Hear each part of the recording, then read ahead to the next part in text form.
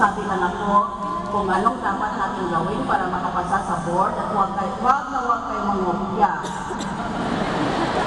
At anong gagawin natin sa ating job interview sa tayo maghanap ng trabaho. Pero ngayon, maybe you can allow me to approach the subject in a light spirit. Itong sasabihin mo sa mga tao na ayaw mo, kamukha ko, sa Senado. Marami kang masabi sa kanila, maliban sa hamunin mo ng suntukan. Sabihin mo, alarm clock ka ba? Kasi pag ising ko, ikaw yung una kong gustong patayin.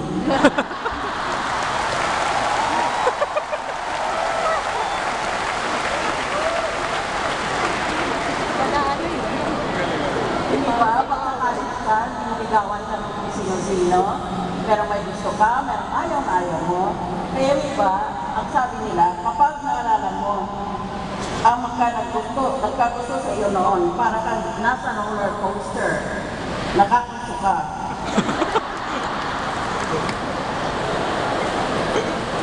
Ang pagtingin mo sa kaaway mo ay parang panonood sa isang malabong telebisyon.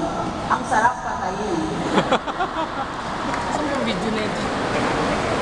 Ngayon graduate na ako, kamo. Para sa akin, isa kang bachelor's degree. Tapos na ako sa iyo. Ang feeling ng in love ay parang race. Minsan pasado, minsan baksak, minsan naman incomplete. If somebody asks, kamusta ang love life? Just answer back.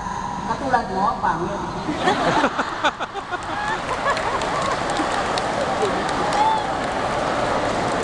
Bata lang kayo, ang gaganda ninyong tingnan because there is no beauty like the beauty of young people. Kaya ang advice ko sa inyo, if someone is flirting with you, please cooperate.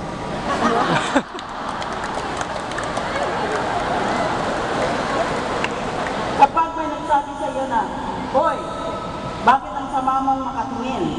Ang isagot mo, bakit ikaw ang sama mong tingnan?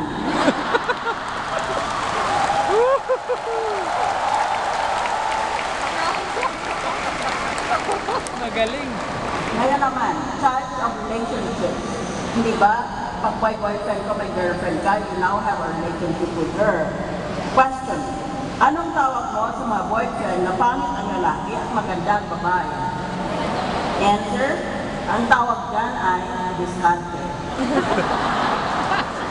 Question. Anong tawag naman kapag ang babae naman ang pangit pero gwapo ang lalaki? Answer. Tawag dyan ay swerte. Aray! Anong tawag sa mag-boyfriend na parehong maganda ang mukha? Answer. Ang tawag dyan ay tinadhana. Ano magpangit? Question. Anong tawag sa mga boyfriend na parehong pangit? Answer. Edi, sumpa.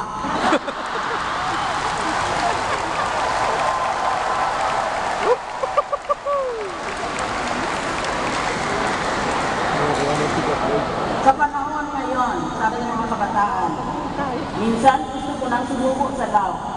Kasi sa panahon ngayon, coconut oil na lang ang virgin.